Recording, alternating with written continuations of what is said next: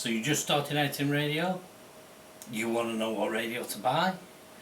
Well, somebody's going to tell you, you need a Baofeng. Somebody else is going to tell you, you need Quansheng. Somebody else is going to tell you, you need a shack in the box. Talk about confusing. Well, I'm G6PNH. I'm here to help you through the confusion, tell you some basics, and let you make a decision about what you need for what you want to do.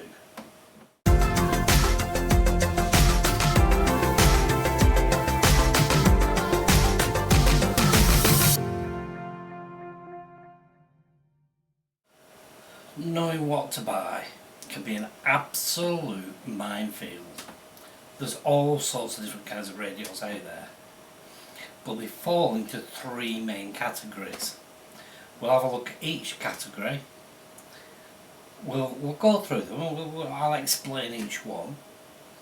I'll explain what they're good for, and then you can decide what you want to do with amateur radio, and then you can make that decision about what you want. The first one is the handheld. So we've got a Baofeng handheld. A lot of people will tell you that this is the place to start. They're cheap, they're easily available online, they're easy to program, but there is a downside. You've only got 4 watts. That's fine if you want to go walking in the mountains, or you want to go to a high spot and you put a decent aerial on, say, your car, then yeah, it's not too bad. However, if you're going to use it at home as a base, it ain't going to cut it. If you're just walking around and you just want to listen to local repeaters, fine, as long as there's a repeater in range. And they're all different kinds. Quansheng, that's nice and cheap as well, and very good quality, and you can do all sorts with it. Nothing wrong with the Baofeng. It's a good entry level handheld, and I think this one actually cost me £12.50, believe it or not, this Quansheng, whereas this it's a GT3TP Baofeng. It cost me a little bit more because it claims to put out 10 watts. It doesn't. It puts out between 6 and 8 watts depending, but it is still a good place to start. It's a nice little one just to have in your pocket, and so is this one, or in your bag, and to be honest, if you damage it, you've not spent that much money on it. So that's the first category. Second category is a mobile. So let's have a look at some mobile radios. So let me introduce you to 2 of my mobile radios.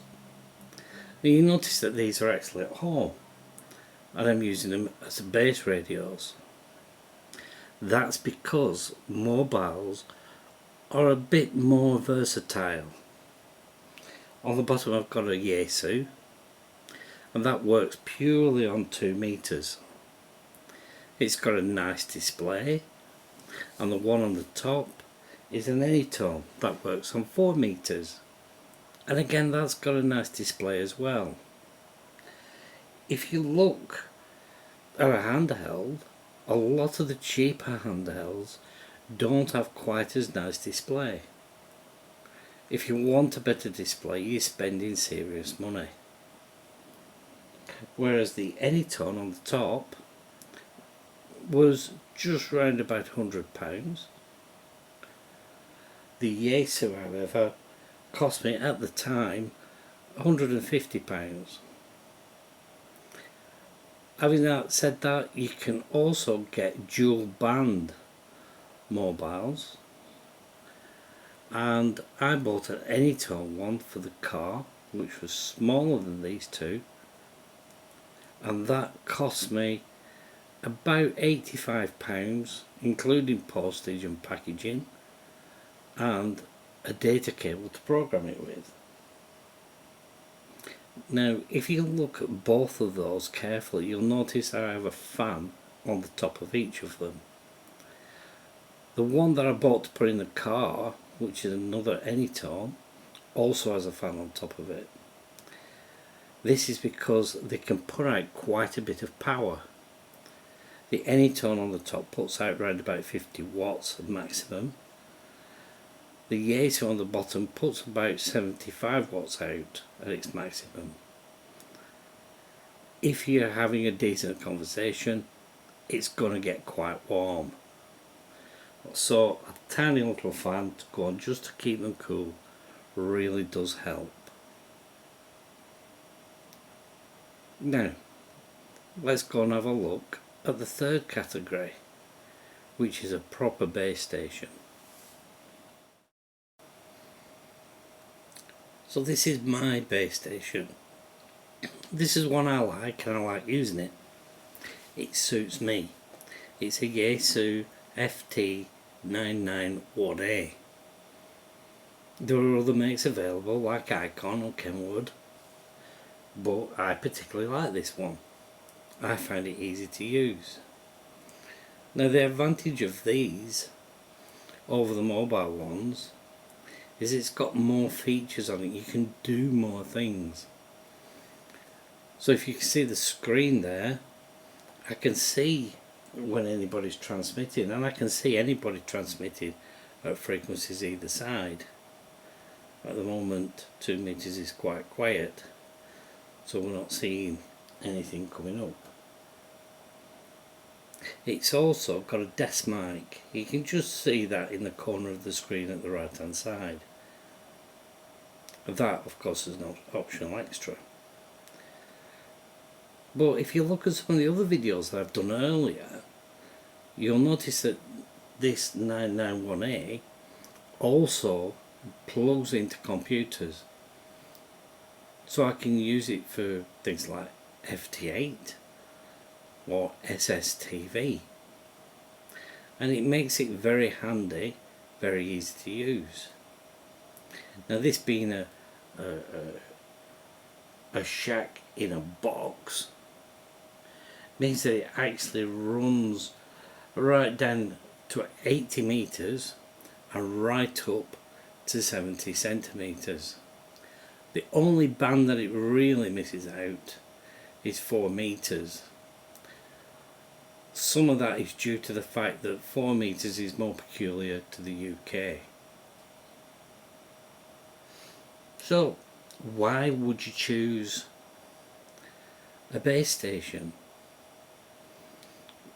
Well, surprisingly enough, this only puts out 100 watts on HF. On VHF and UHF you can only use up to 50 watts, but it's often not a good idea to run it at full belt.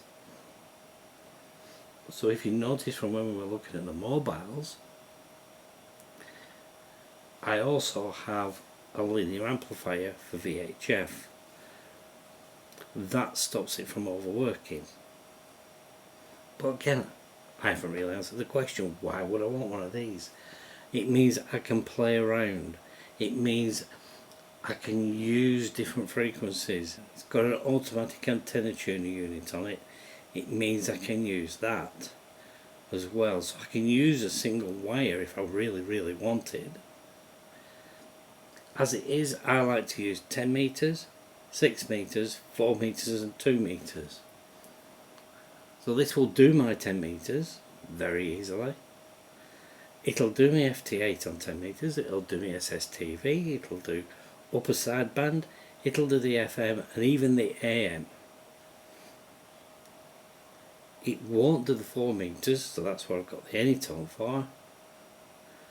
It does 6 meters and 2 meters very nicely. Again, I can use it for FT8, I can use it for SSTV, sideband, FM on both of those, and similarly with 70 centimeters as well. So why might I want a mobile instead of a handheld or a base station.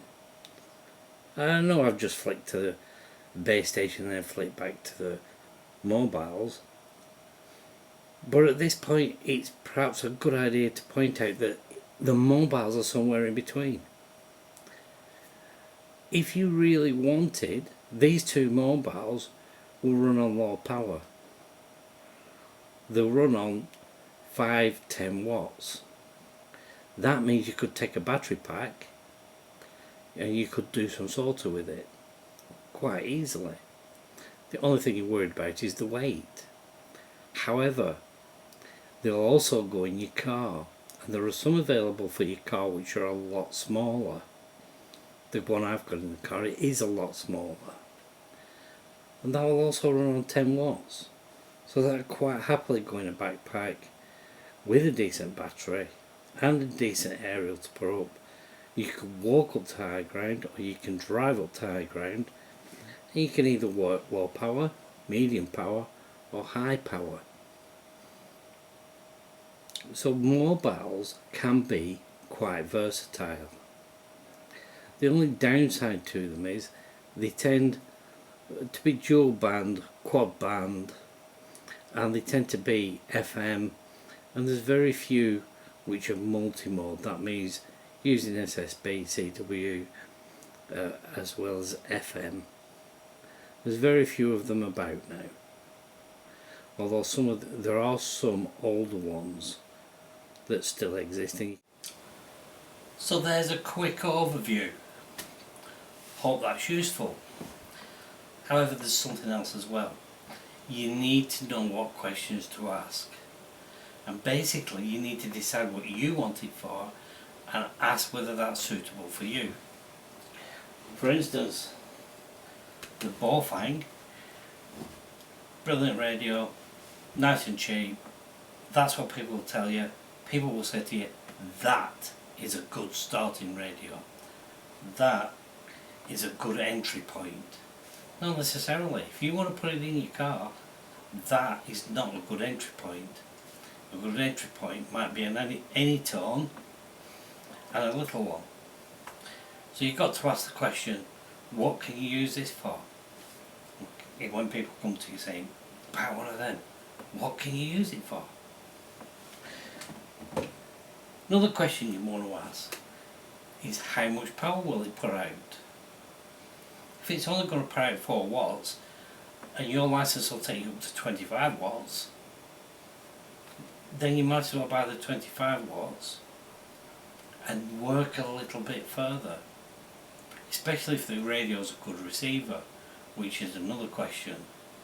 How good is the receiver on it? That's something we'll look at in future videos, and we'll do some comparisons. And the thing about amateur radio is, don't be afraid to ask questions.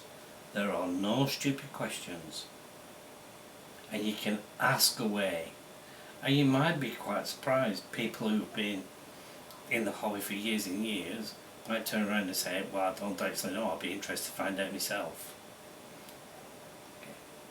Don't be afraid to ask. People start coming to you saying, buy this radio, buy that radio, you want it. No. A shack in the box, that's going to cost you well over £1,000 plus the aerials. And we'll mention aerials in another video as well as the reception. And we'll mention coax in another video as well. You might want to spend £90 or £100 and maybe a bit more on a mobile setup. That might be more suitable for you. But there again, you might just want to put it in your pocket and walk around. You might want to walk around the shops, you might want to walk around at work and listen to it at work. You might be close enough to a repeater to be able to use repeaters. It's whatever works for you. But I know at the beginning it's really confusing, and you might want to buy something cheap just to get you into the hobby. One thing I will say though, and one piece of advice I will give you, is you need to buy something and get talking on it. So you need to buy something that you will be suitable for you, and I recommend 2 meters because people tend to be chatty on 2 meters. So I hope that's been useful to you, and I'm going to say 73s for now until the next video.